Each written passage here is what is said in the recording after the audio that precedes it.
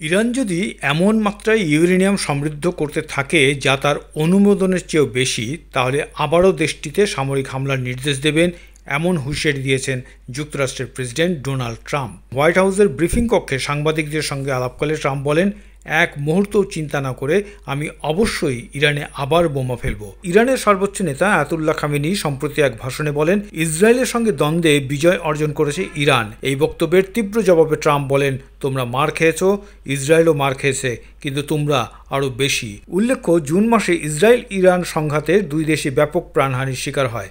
মার্কিন মধ্যস্থতায় 24 জুন যুদ্ধবিরতি কার্যকর হয়। গত মেয়াদে প্রেসিডেন্ট থাকাকালে ইরানের ওপর কঠোর নিষেধাজ্ঞা আরোপ ও পারমাণবিক চুক্তি থেকে ইরানকে সরিয়ে নেওয়ার জন্য ট্রাম্প বিশ্বজুড়ে আলোচিত ছিলেন। এবারও তিনি আগের অবস্থানে অনড় রয়েছেন। ট্রাম্প জানান, গত কয়েকদিন তিনি ইরানের ওপর থেকে নিষেধাজ্ঞা তুলে নেওয়ার বিষয়টি নিয়ে কাজ করছিলেন, কিন্তু খামেনির বক্তব্যে তিনি সেই উদ্যোগ বাদ দিয়েছেন। হোয়াইট হাউসে এক সংবাদ সম্মেলনে ট্রাম্প বলেন, পরিস্থিতি খারাপ হলে ইরানের পারমাণবিক স্থাপনায় ফের বোমা হামলা চালানোর বিষয়টি তিনি উড়িয়ে দিচ্ছেন না। এদিকে ইরান বলেছে, ট্রাম্প যদি সত্যিই কোনো চুক্তি চান তাহলে তাকে ইরানের সর্বোচ্চ নেতা আয়াতুল্লাহ খামেনিকে লক্ষ্য করে অসম্মানজনক ভাষা ব্যবহার বন্ধ করতে হবে এবং তার কোটি কোটি অনুসারীর অনুভূতিতে আঘাত দেওয়া থেকেও বিরত থাকতে হবে।